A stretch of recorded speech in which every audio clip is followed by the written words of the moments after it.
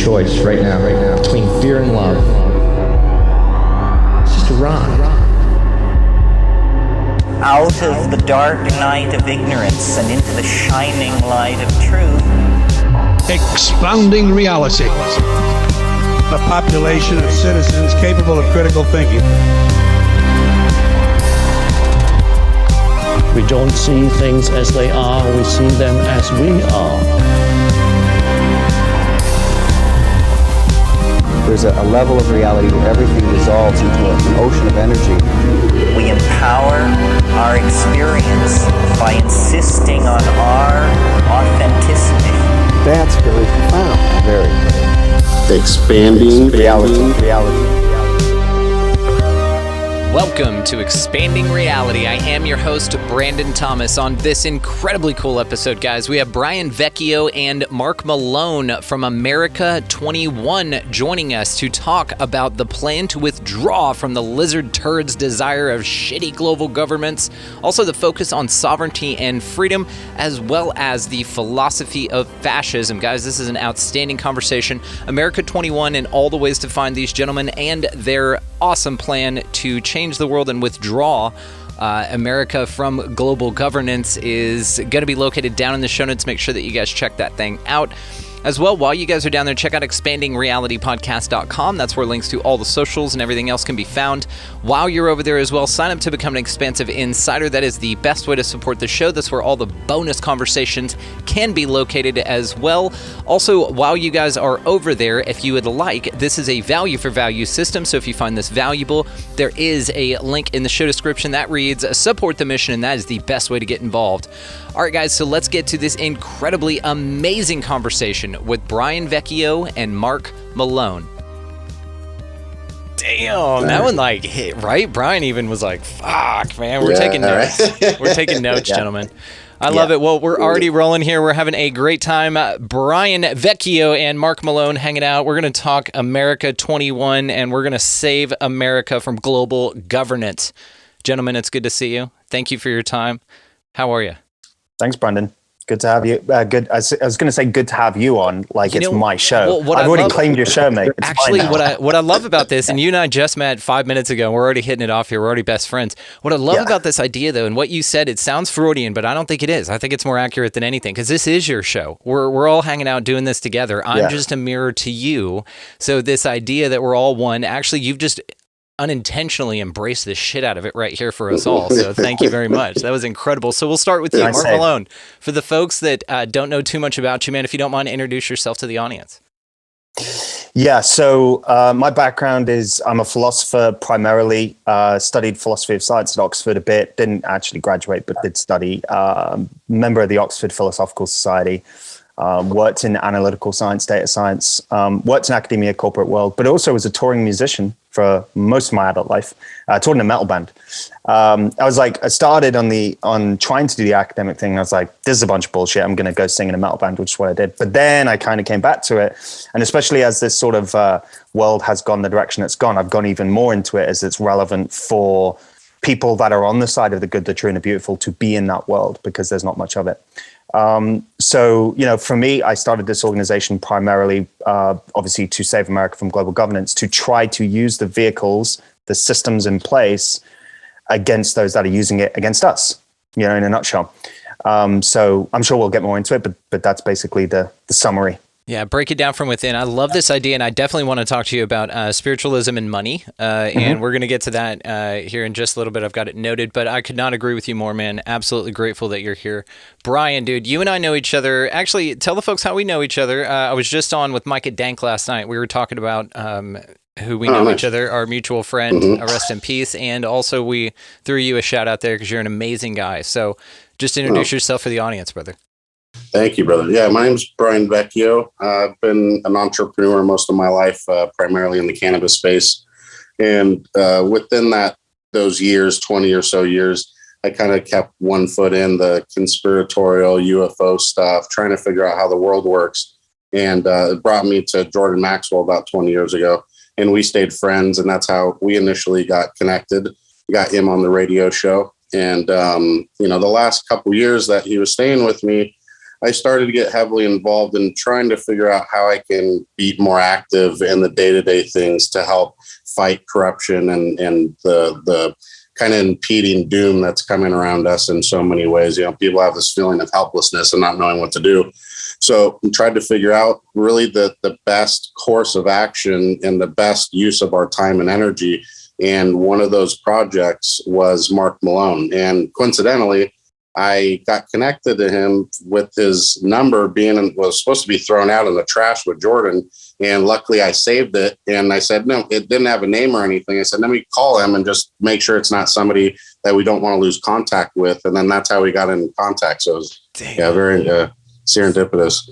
And and after getting connected with him and listening to his story and his approach and his structure to fighting really corruption and globalism and the one world government, or this one world order that everyone calls, he has, I think, the best plan in play. And I still today haven't heard anybody that had a better one. So that's why we're here.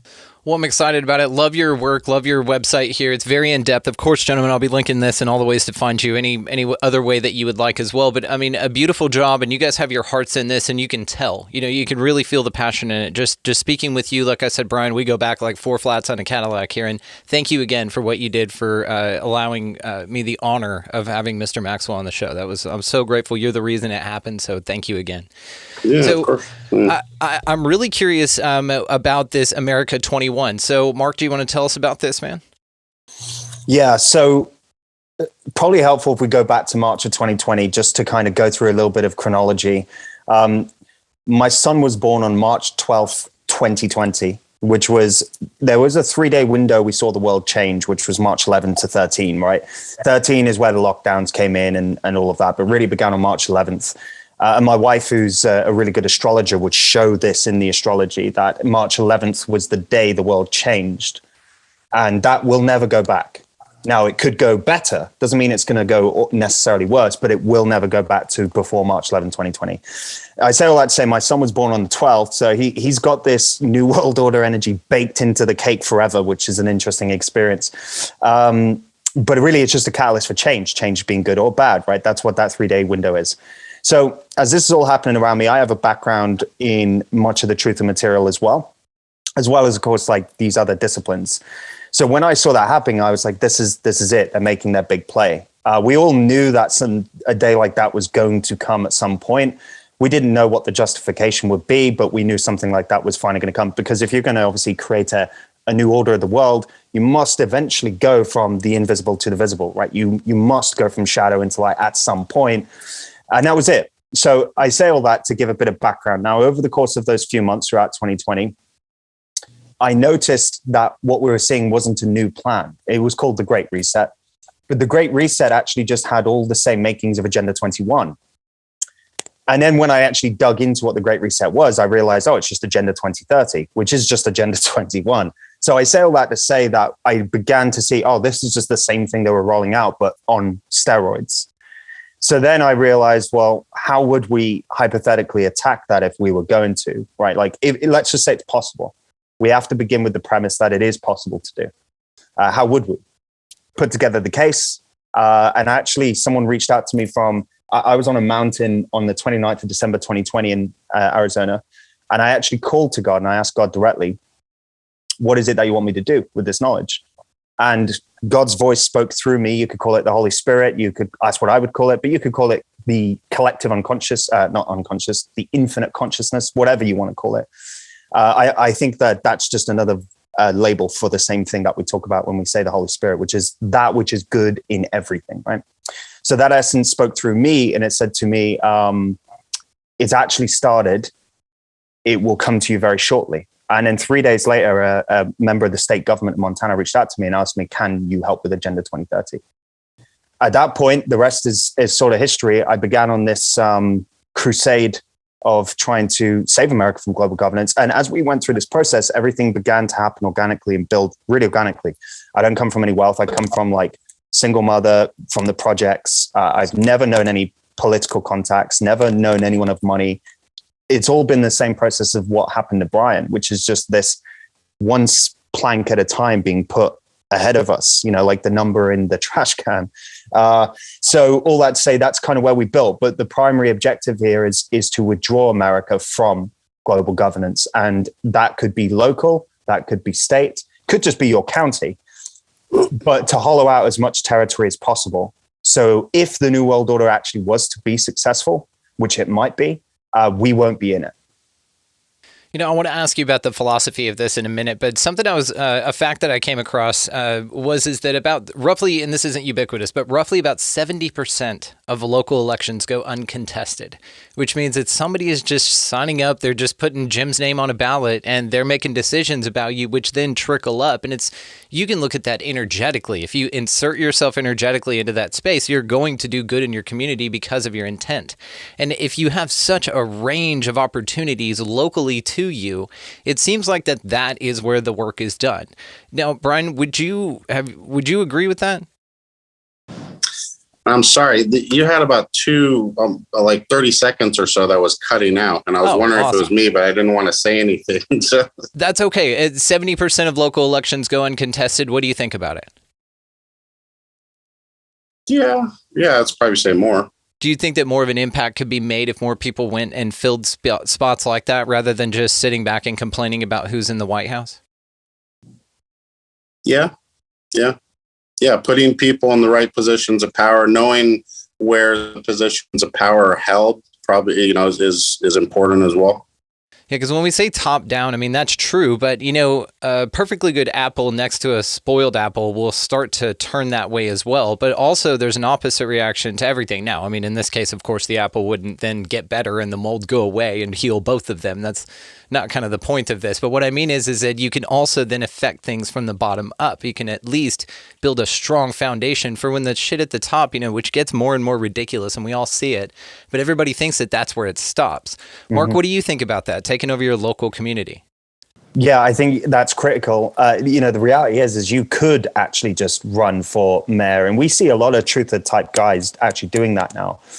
I just assumed, Brandon, that your audience probably knows what Agenda 21 is, but just like to do the recap, essentially it turns local regions into satellite states of global governance. So you could imagine that, say I used to live in Southern California, it's where my son was born, right? So SoCal would be a district, would be a region. It's very Hunger Games like it, districts. So in this case, you would have 11 regions of America by 2050.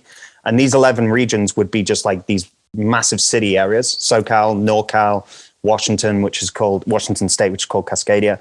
And these would essentially have the political jurisdiction of the United Nations, which is just a proxy for the Rockefeller Foundation and all of those people. Now, people might think that sounds crazy, but the European Union is already that. It's actually why the United Kingdom withdrew from the European Union, because Sweden, Germany, these are just states of a nation that's now called the European Union, which has never been a nation, but yet the EU law is supreme over those nations. So they're just districts of the EU now. So this already exists. Now, it's not the version that we're going to see that's far more totalitarian, but I'm saying that the format already exists. So those districts, these regions, these cities will be satellite states of the United Nations. That's the core thing. Now, when we take this political approach, what we're doing is kind of pulling the rope off the anchor, right? So you could imagine you have all these ships. So we're just saying, well, not our region, not our county, not our state. So we're pulling off the anchor, and then our boat's going to float away from their shore. Then we do that enough times, we have a free country. But even if we only did it for half the country, that's still like the 10th biggest country on earth, even if the other half went into global governance. The most obviously power that you have to affect is local, which is why we always push it there. Sheriffs, mayors, city councils, because of the constitutional system, because of the wisdom of our founding fathers, we actually have the ability to reject almost all of it, be it from the United Nations or from the federal government per the 10th Amendment. Yeah, and I love the idea of a world where instead of just sitting around and bitching about something that's happening that you can't control, you take action, and now you and your wife are making candidate signs for you, and your kids and stuff are putting this thing out, and you're being actionable. And I mean, think of the impact you'd make rather than because your kids, and this is all you have to do as a parent. I'm not a parent, but I know how it affects people. And if you just step back and you think of how your kid watches you interact with anything, and I know this is challenging because you're under a microscope all the time, but in the political arena, you may think it doesn't affect them, but man, the difference psychologically versus some energy of them seeing you yell at a TV, which is then just going to make them yell at a TV and make their kids yell at a TV, but nothing really happens. And it keeps getting crazier and crazier versus you going, you know what, turn that TV off. We're making signs for me, and we're going out and we're actually making a difference. We're going to actually turn this landfill into a garden for everybody. And that's where you start affecting the change. And this is to the tend your garden thing that I talk about constantly. Instead of bitching about what's going on out there, change this. And then if you want to expand this and all your closets and garage are cleaned out and all that good stuff, then run for a local office and really change things on a clear local level for yourself. That's where you're going to see the most amount of impact. 100%. And then you'll see commerce follow this model as well, which is when the tide will really change. That's an important aspect, which is covered in the thesis on the website. So if people go to the website, they click read thesis, it's like 14,000 words long, and people can read that and see the ins and outs of what we're talking about. Because obviously what we're talking about here is just super high level. Yeah. But I do want to point out that a big part of it is exactly what you said. I say, look, the sovereignty is necessary for freedom. Yes. Because we can't have freedom if we don't have sovereignty. But we can't have sovereignty if we don't have self-sufficiency. So you follow this philosophical thread back, it all comes back to basically what you just said, which is how can we provide for ourselves and one another in our community? Now, the moment we're able to provide for ourselves, now we start to have sovereignty, and then we have political sovereignty, and then we have freedom, and then we have freedom from the New World Order. And it really does work that way. For example, let's use an example with the vaccine passports. If I have lots of, I live like on the edge of farm country, so I have loads of farmers around here. I never needed the supermarkets for food, like actually needed. Right. So therefore, I never needed a vaccine passport, right? Because I have food. I can do other things. I can seek other things. So that's just one example of how sovereignty creates freedom, right? I have food from people that are not Bill Gates's factories that produce crickets. Therefore, you guys can keep your social credit system because out here, we have no need for it. My wife and I took a drive out to a farm yesterday that she gets raw milk from, and we got to go see the cows and everything. It was so damn cool, man. And we just bought from them directly, and there's nobody there. You know, there's a camera and shit, but you just get the milk, put the money in the box, you know, smile, go pet some cows, and that's it. And it's this way. You know, the wife and I, again, we'll go to butchers. We have land out here. We grow a little bit. We're not 100% off grid yet, but we're working our way towards that area. But yes, this sovereignty is what we're talking about here. So, Brian, what makes this so valuable to you? The concept of us breaking away from this system and really getting the word out to people about what's important. Really, I would say that it's not as much as important to me as vital to our success as living in a civilized and sovereign society. So for instance, like what Mark was saying, or what you were saying about milk, you have Amish farmers being raided by the federal government because of their practices and the things that they do. And so we're already starting to see kind of the end of sovereignty and the end of us being able to kind of govern ourselves and organize ourselves and have cooperatives and do things on our own and being outside of this corporate structure. Now, if this all goes to law and it starts to gain speed, Agenda 2030 will circumvent all those things and create these SOPs, these corporate SOPs that come down that everybody would have to abide by to, you know, in their standards. So we all know, like the WHO, what they consider to be quote unquote healthy, that those are the guidelines that are going to be coming down in our daily lives and our business dealings as well. So that's what is not only important, it's vital for us to be able to keep our freedom. If we don't do this over time, it's going to become like Europe, where they govern over every single aspect of their lives. So yeah, but they have free healthcare, and you only need 6 months with a broken arm to get it fixed. You know, but they do it for free. You know, sounds enticing, right? So I want to know about the 5-year timeline that you guys talk about. What's that all about? Yeah. So if you'll indulge me a second to just kind of flesh this out, it'll help make more sense. So, referring back to Agenda 21 and the Great Reset being the same thing, the Great Reset is really the economic arm of global governance. I say global governance, not world governments. There is no evidence for a world government. It is a hypothesis. So you'll go onto Wikipedia and they'll say, world government is just a conspiracy hypothesis. They're actually not lying to you. But what they're not telling you is that global governance is out in the open source and a fully fleshed out plan. Now, why that's important. And law. Yeah, And one of law. One of the things to mention on many this cases. too is how they do this fuckery is they change the verbiage as so you can't search it. So one of the great examples we've talked about on the show before is they changed UFO in official reports to UAP and that was before anybody knew it was called unidentified aerial phenomena now. And so then they were searching for UFOs, they couldn't find it. Well, everything was under UAPs, but it was right there in your face. But they just changed the way that it was searchable for you. So yeah, it's fuckery, man. Yeah, and I talk about this in the thesis too. The linguistic control. So, for example, and I don't want to derail too much, we'll come back to the timeline and that, but this is actually really relevant. The linguistic control, for example, love. So, where love is now permit everything, no matter how bad it is. Love now means I should allow convicted pedophiles dressed up a certain way to dance around my children, which does happen in this country. I know that can be a bit of a quote right-wing trope, but it does happen. I've seen the evidence. So the point that I'm making is love now means permit everything. When love used to mean linguistically, I want the best for you. That's what love means. If I love you, I want the best for you, and I want to help you. So that slight shift on love has changed a lot about how we perceive our culture, how I treat my neighbor. So I think that it's really critical, the control of language. And as it relates to world government versus global governance, it's extremely important because global governance doesn't require government specifically.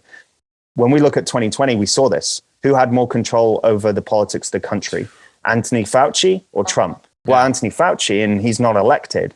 So governance doesn't require elections. It doesn't require a constitutional system. And again, the European Union has a commission that makes the laws who's not elected already. So this is why governance is important. BlackRock now have more power than, say, a state government. That's governance. They now model what the rules should be. And we can talk about that through like the social credit system, ESG.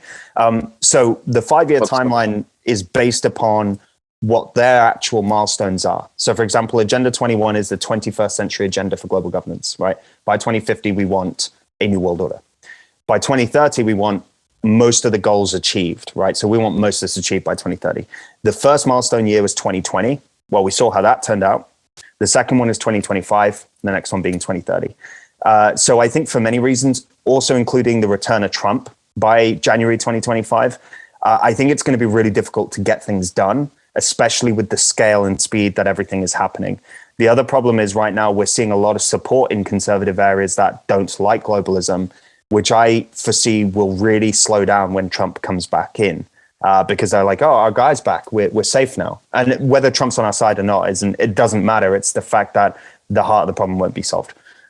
So that combined with the carbon credit system and the social credit system and all of that, 2025 is pretty much our deadline to get most of this done. You know, it's a short timeline. How do you feel you're doing? Well, we're doing pretty well, but definitely not close to where we need to be.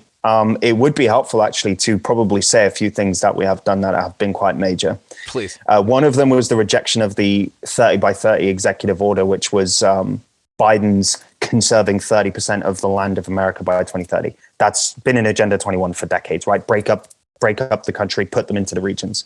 So we rejected that in the state of Montana, and we've been working through rejecting it in other states. That means that we conserve the land for the people, for ranchers, for farmers, for people that want to hunt, etc. We got the vax banned also in that state for even private enforcement. So even private businesses couldn't enforce people. And we will be banning the ESG social credit system in January. Legislation's been written now. Once that's done, we'll be able to replicate and scale across the country. Because the proof of concept, the first place is the really difficult one. So it's like building an iPhone.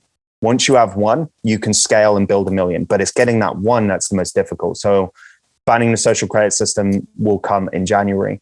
But we also have attorney generals like in places like Missouri rejecting BlackRock and rejecting ESG and all the money that they're using to buy up things. So we're seeing quite a lot of change. It's really positive. I think that perhaps the most important one was the state of Montana adopted an openly anti-New World Order policy. No, so parties have policy, right? And every 4 years, they basically get together. So the Republican and Democrat Party will get together and say, here's our policy. Now, of course, over the last, say, who knows how many decades, there's been very little difference between the two. Most of the policies would be like, well, I'm free market and I'm not, but pretty much everything will stay the same. But this was interesting. I managed to get them to put into the policy that they are against any use of social credit system, social credit scores, that they're against the World Economic Forum, the United Nations, in pursuit of any form of global governance. That is now the official party policy, which is crazy because this is the kind of stuff that literally just 2 years ago would have been called conspiracy theory. We're now getting state governments to adopt it as policy. And that's because they see the damage that's been done. Ultimately, they're human, they're normal people, especially in some of these states. Many of them are farmers and stuff themselves. And they don't want to lose America. So I'm very optimistic, but 2 years is a short time to get over the line, for sure. Yeah. Well, you're doing a hell of a job, man. So congratulations. I'm grateful we've connected. And it does feel like you guys are ahead of the curve on a couple of things. So I think it's awesome. I think you should also work on slipping in things like your robots can't eat our kids, and you get money for laser beam infractions from UFOs, because you put in there a policy about something horrific, some Philip K. Dick shit that's not even out yet, but it is in examples in other countries. But you're saying, hey, by the way, that shit you're doing over there, go ahead and shut it down. It's not going to make it past this border before it even reaches our soil. So I think that this like is chemtrailing, awesome. That would be one of the first ones we want to do after we start getting stuff done. That's a good point. Can you do that state by state? Wouldn't they have to admit it first? Yeah. No, most of them know what's going on. Yeah. So how would you go about that? Now, I don't mean to splinter too far on this. I know we're on kind of a time. Yeah, exactly. But just curious, just for that example, how have you done this then with the policies that you guys have done state by state and been so successful at rallying so many people? Well, the key thing here is by reminding the people how the law actually works and how the government system in the United States actually works, which is unique. Each state essentially is a sovereign republic in this country. Right. So that's the purpose. The purpose is one union. The federal government is just supposed to do the outer country stuff, facilitating trade with the rest of the world, borders and military basic stuff. The states really have, per the Bill of Rights, per the 10th Amendment, and per the 9th Amendment for us as individuals, have all the rights. So as long as the state isn't inhibiting your natural rights, as long as the state isn't inhibiting your right to religion, speech, guns, privacy, property, the states can do what they want. So in this case, what it would be, it's kind of funny, kind of ironic, but it would be like a no-fly zone like Ukraine has. Yes. So the state would have to set up a version of that, right? So the state would say no-fly zone. Go ahead, Brian. The reason why this clicked really easy for me too, being in the cannabis industry, we did that 10th Amendment states' rights fight on, saying screw you to the federal government. We're going to be able to serve, terminally ill patients in these hospices that we're seeing surviving with cannabis. We want to help them. And that's how we push the federal government out away from, their jurisdiction of what they thought they had over the state. And so when his plan came up, it was a no-brainer for me. And so while everybody's sitting there complaining and focusing on the next president, when Trump gets in, he's going to save us, or Congress or whoever is going to solve this problem for us, really the power is in each one of our states. And all we have to do is talk to one or two people and they make it happen. State senator or the governor of your state, that's all you need to be able to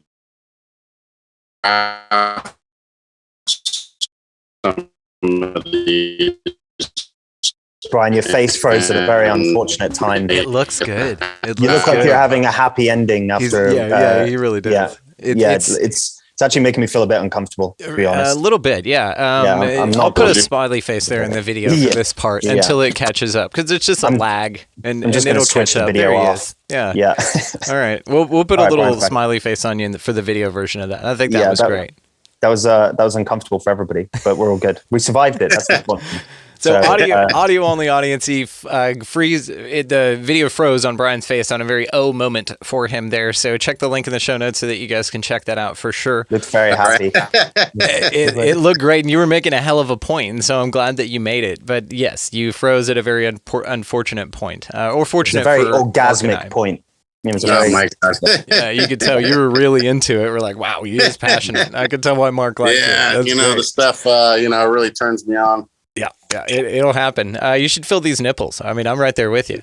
All right, so let's talk about social engineering, because I know that that's a very big part of this. So what's going on with that? Because it seems like one of the core tenets of this idea. Yeah, I mean, that's the means of governance that we're looking at, right?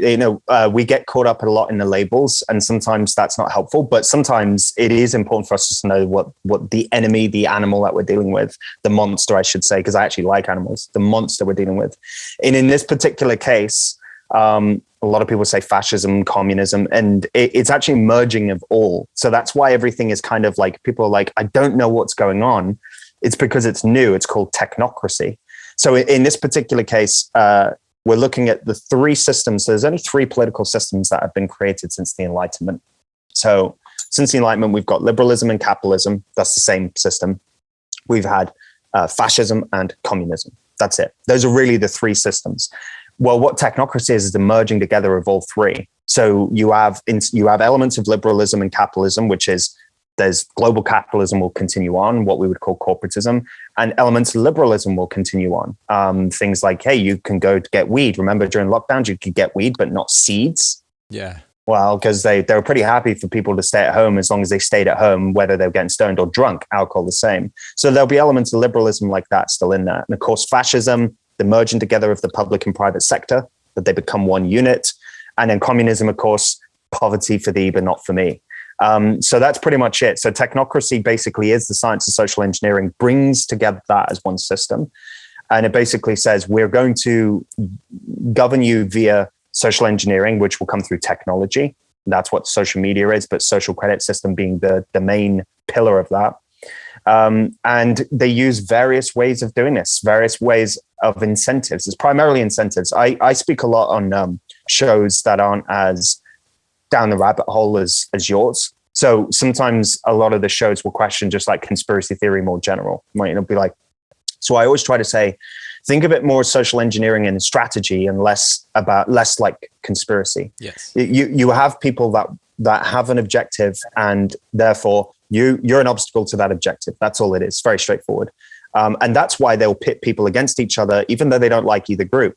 They don't like Ukraine or Russia, but Russia's the bigger obstacle. So therefore, they make everyone hate Russia. But if Ukraine were the bigger obstacle, they'd make them hate Ukraine. It doesn't really matter. So the idea is just obstacle, put the pressure on, obstacle drops, we continue moving forward. And that's how it goes. That's why, white people are now under attack. But once upon a time, that wasn't the case.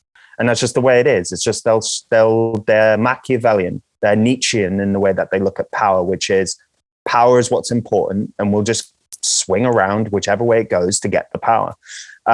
So technocracy, social engineering is fundamental to that. And it's all about incentives.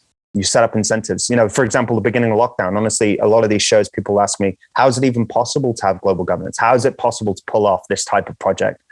And I say, well, pretty easily, actually. It's just through incentives, right? So for example, we saw at the beginning of COVID-19, pneumonia ventilator, $11,000, COVID ventilator, $40,000. Well, now you have set up an incentive of 300% additional money. So of course, people are going to flow in the direction of the additional money. And there you go. You have your conspiracy set up now. Now, suddenly all over the world, everyone's dying of COVID-19 on these ventilators simply because I have the ability to set the incentives. And when we understand it that way, this is a really freeing thing for us, because once we understand it, we can reverse that. I reversed it in the state government. It's like, well, your constituents are going to lose a lot of money and you're going to be out of a job. So now we've reversed the incentives. However, if you allow us to actually dig for the energy, in case the oil, which is abundant, which is not fossil fuels, it's part of the natural minerals of Earth, then you're going to have more money for the state. People are going to have cheaper fuel and energy for their homes. And we're also going to be able to separate ourselves from this new world order at the same time. So it's the thing that I learned from reading Rockefeller's work and Zbigniew Brzezinski's work and Kissinger's work is we can apply it for the good just as much as they apply it for the bad. Yeah, but what I love about your model, man, is that you apply it in a way that it helps everyone, but it's everyone helping everyone. So it's everyone investing in the idea that we're all in this together. Again, and you can get woo-woo with it. We'll drop into the rabbit hole for a second and say unity consciousness idea. This, Bill Hicks has a wonderful quote of, what's going to happen to the arms industry when they realize that we're all one, right? And so, but the way that, you just described the incentivizing during the whole COVID thing was, it's easy. It's not even a conspiracy. It's common sense conspiracy. It's just you looking at this going, oh, they offered a bunch of money for this.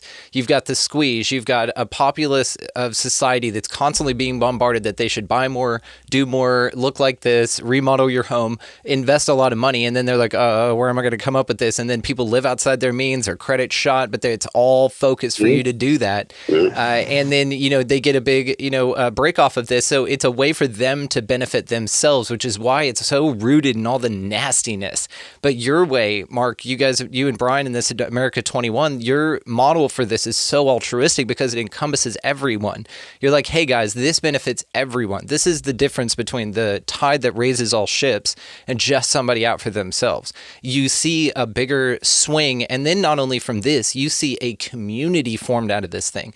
That's what's so damn fascinating. So I'm so grateful that you guys are doing this, man. It's absolutely unbelievable. Now look, Mark's the brains here. So just for the record, but you're both vitally important. He paints. What he does is, I'll tell you this, and just to show my love for Mark, and Mark hates this, but he has shown so many structures and systems to help me make sense of my surroundings a little bit more than what, like, for instance, the normies of the world, the college educated people of the world that are, somewhat smart, decent IQ. They don't listen to conspiratorial people because they don't believe that it's impossible for everybody to be in on this. When they keep saying that, the government does this or they do that, it's not that. It's not the whole government. It's not the whole this body or that body. It's what Mark said, these incentives, bringing them in. And that's how it makes it seem like, the conspiracy starts, but it's still not even connected. And none of these people understand how it's connected. They're just going along with their lives, doing what they're doing, trying to make their money where they can. And they're in on the conspiracy. And it makes it seem like they're in on it when they're not really.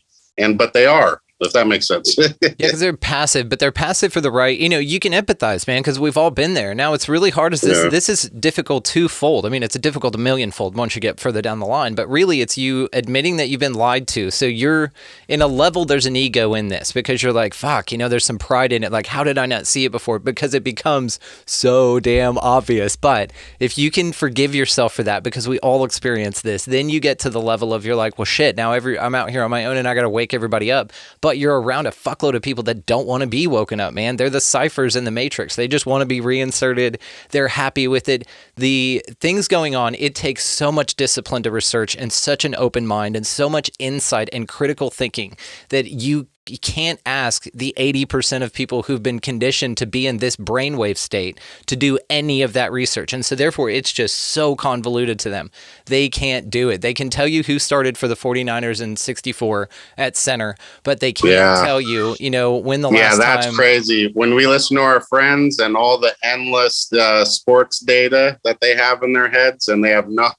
It's like if you could memorize your soil type and what, grows sustainably in your area, and how to rotate a quarter acre into crops as well as you can memorize baseball stats or something like that. You know what I mean?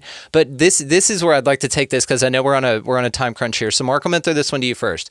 Now let's get a little philosophical with it because this is what we love. We do in the what ifs. I don't plant my flag anywhere. Feel free to please speculate wildly. What do you think, psychologically, philosophically is going on here when we zoom out and just look at it? So I think I look at things as a multi-layered approach. Often people are actually saying the same thing at different layers of analysis. So for example, let's try to think of it in this incentives when it begins as an incentive. So in this case, we have, let's say I have an option to do a thing because I'm going to get one or two things. The incentives are only ever really two, money or adoration, popularity. People really cannot stand being ostracized from the group. That's the thing people struggle with the most. That's why people have 4 boosters. People say, why do you keep going along with it?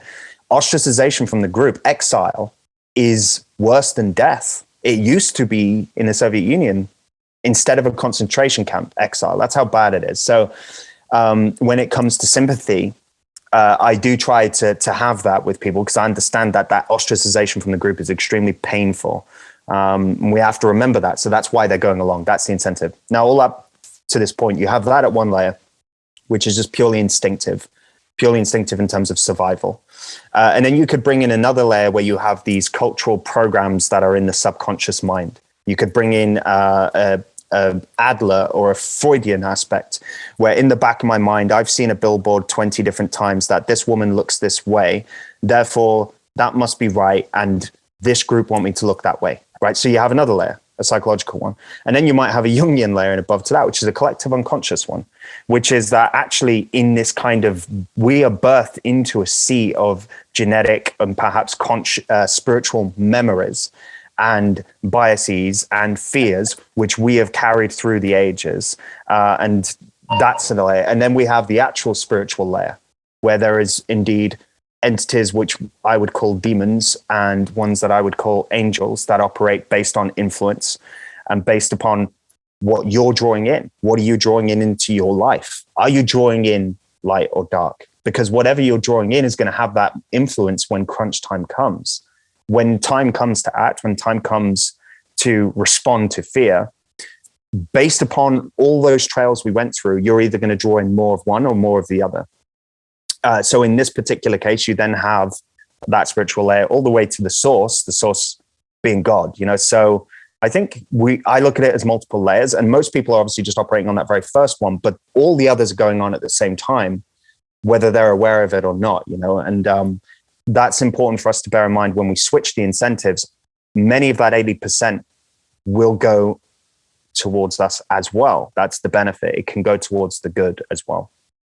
What do you think about the concept that we're in a simulation and those NPCs and that basically they're being inhabited by spiritual people and that's what the Great Awakening is? It's that they're literally physical people that were walking around here that were just on autopilot simulating a herd mentality. And that kind of, in my mind makes so much more sense because it's like, how are you just so dumb and don't see it? It's like, well, they're on a program. They're tuned to a station, you know what I mean, in their mind, and like they live and it's just receiving this information. And so it's just this autopilot. They're just controlled by the system. So what's going on with that? Well, in a sense, there is a frequency that is controlling people. And we would call that frequency satanic, or we would call that frequency something. That's what I would call it. But whatever that frequency is, you could look at it as that everything that is real, true, good, and beautiful is the frequency of God. And then everything that is outside of that is the frequency of deception, which we would call, this is why Lucifer is called like the deceiver. Again, all these different names, same thing. Point is you have frequency of truth, frequency of deception, and everything that's not in the frequency of truth isn't actually real. It's only in your head. The point is that there's no deception in the trees or in the animals or in the sky or in the mountains or in the oceans. It's all inside of us, inside of our minds. And then we play out that deception, but there is no lie in nature. There is no lie in the actual creation from our creator. We have the power to make them in our head. So I say all that to say that in that frequency that exists in our minds, there is a very real possibility that it is indeed being connected or tuned in by something or someone.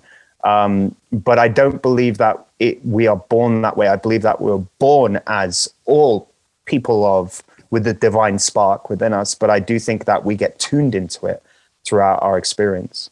Gotcha. Yeah, it's a tricky conversation to have because it's like, okay, so now you're saying that people aren't people. And then you kind of get to this immature level where you're like, well, I can just go and Grand Theft Auto everything and then just be fine. It's like, calm down. Okay, there's a bit of a spiritual maturity and emotional maturity here. We gotta check first. I need an IQ test before we have this conversation, right? Well, Brian, I want to know, man, what gets you out of bed in the morning besides that sweet, sweet jazz cabbage, man? Oh man, I would say I spend majority of my day, battling these things, trying to find out how to bring in different groups of people that specialize in things together to make them stronger. So, for instance, the order that I co-founded with Jordan, we focus on 3 pillars of societal sovereignty, which is Mark comes in, right? So that's where greater group stuff, making sure we all maintain order amongst ourselves in a productive way, in a wealthful way.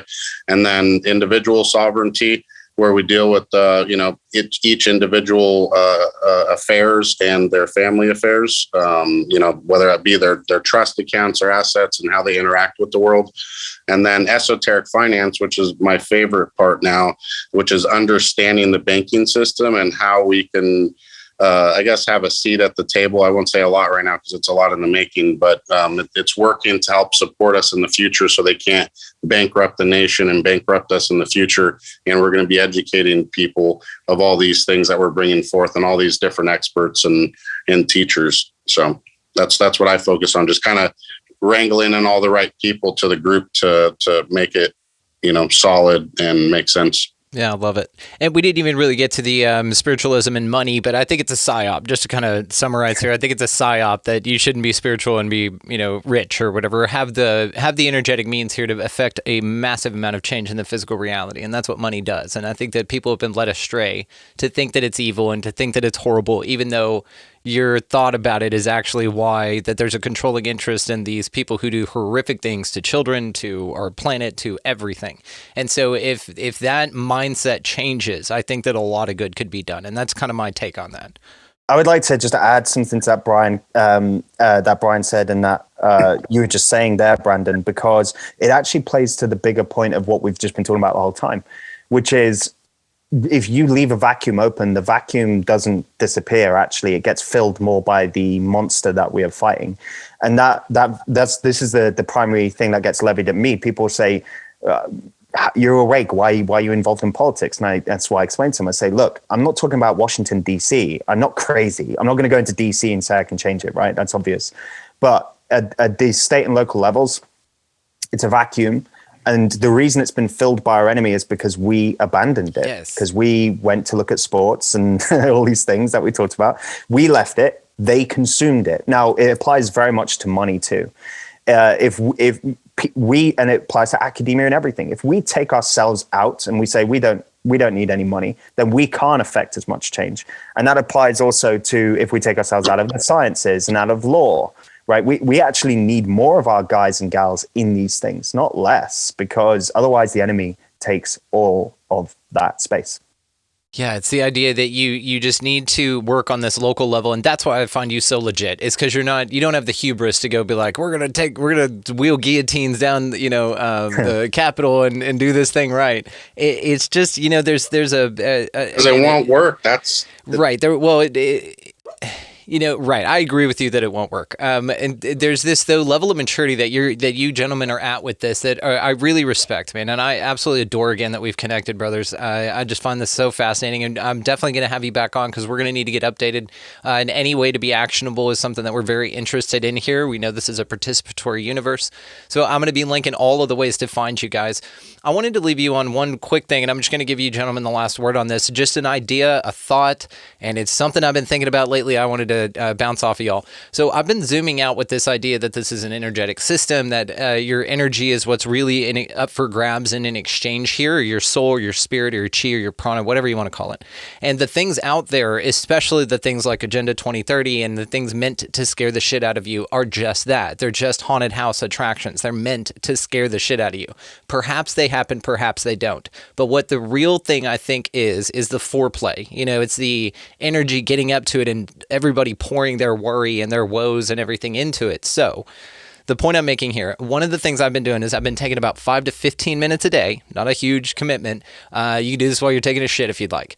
And you basically just close your eyes or just sit there or however you want to do it. And basically you project open heart that all of the things in this reality are on their highest timeline, and that you wish them consciousness and you wish that they would just get it and wake up and understand. It's not a delusional, wishful thinking kind of thing. It's a real, sincere, you see all of these people, lizard, turd, or not, as babies at one time, and that they all had moms and they all stubbed their little knee. Even Klaus Schwab, he got a little boo-boo, and that he was, given Wiener Schnitzel or chocolate or something like that, and then a scrotum shaving to help his woes. But, it's this idea of just sending good out, yes, being actionable, and yes, tending our garden, yes, doing all of the things that we've discussed here today. And again, I can't appreciate what you're doing enough, but also perhaps there's an intent element to this that we can control. And maybe you're sitting down for 5 minutes a day and just going, you know what, at least I'm just going to shut off my worry about it and put good energy into it and heartfelt consciousness spreading energy into it. What do you guys think of that? Brian, do you want to go first? Yeah, I believe, love can be measured, fear can be measured. We already know this, right?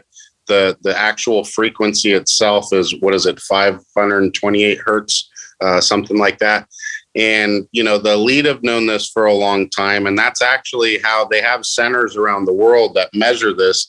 And that's when they know when to push harder or to back off. They know when the tipping point of people are about to lose it.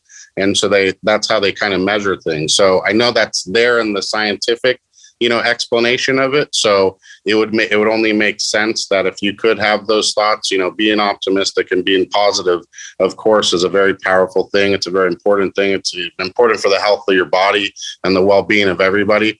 And we need it more today than ever. I mean, because when you look out in the world, it's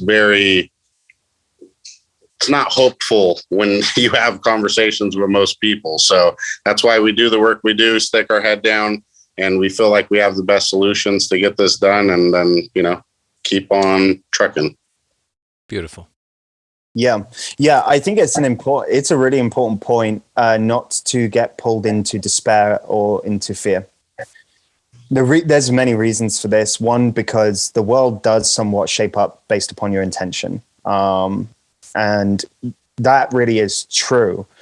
And intention being different to thought, right? Like once we start to intend something to be a way, even if it isn't a call and response from something spiritual, just by the nature of planting that seed in ourselves, in our subconscious, we begin then. Carl Jung said, many people will play out unconscious behaviors and call it fate. So over time, we will start to play that out. So that's one aspect. But also we have to remember that ultimately this is actually a gift that we have been given, which is we get to be the people that stand against the most horrific, psychopathic, satanic, powerful people that humanity has ever faced. And we get to be the people in this time to push that back. That's a gift. We should be really grateful for that. That is something that most people will never have in their lifetimes that we have been given. And what greater honor or privilege could we have than to be the people that get to do that? And that's what keeps me going every day. Even if sometimes I do worry about cyber attacks, which we get sometimes, or the CIA knocking on the door, I have to remember that ultimately it's all a gift. Marc Malone, Brian Vecchio, this has been incredible. Gentlemen, you're invited any damn time you want. America21century.com and all of the ways to find you guys will be located down in the show notes, you guys. Take a look, check it out, get behind the movement, get involved. Again, this is a participatory universe. Go tend that garden, goddammit. Please go tend your garden. All right, gentlemen, thank you again. This has been incredible. Thanks, Brandon. Appreciate it, man. Thanks, brother. Massive shout out and thank yous going to Brian Vecchio and Marc Malone for coming by and freeing us with empowering information from the lizard turd's desire of shitty global governance, which none of us want. Boo. So check the show notes down there for America21, guys. That is a wonderful way to be actionable in tending your garden and be empowered with information. They have tons of information that you're just going to be so confident in the learning of. So definitely check that out, located in the show notes. In the very same show notes as all of our resource links. They're incredible, so make sure that you guys check that out. They are all there to support you. As well, in this very same show description, you can find also expandingrealitypodcast.com. That is our central mothership. That's our hub. So definitely check that thing out and get signed up with just a free login. There's just a way to go over there and say, hey, yeah, we support what you're doing. And that's a wonderful way. Also, if you do want to support, you really want to step your game up here, sign up to become an Expansive Insider. That's where all the bonus stuff is. You get a bunch of really cool conversations that don't go anywhere else. They're all located exactly there. That premium content isn't on Rockfin or anything else. It's only right there. That is a wonderful way to support the show. Also, and finally, this is a value for value model. So if you find it valuable, please support the mission. That is a link located down there as well. All right, guys, go out into this incredibly beautiful, mysterious place, whatever the hell this thing is, and down with the lizard turds and global governance. No, thank you. Also, be nice to everybody that you come across. Buy somebody in line a coffee or a meal around you to really step your game up. If nothing else, get out of the left-hand lane if you've got somebody behind you wanting to pass. And, of course, above all and anything else, guys, go out into this mysteriously amazing and beautiful and wonderful, crazy-ass place, whatever the hell this thing is. And y'all just be good to one another. Thank you so much for listening, for watching, for engaging, and just being the coolest sons of bitches ever. We'll see you next time.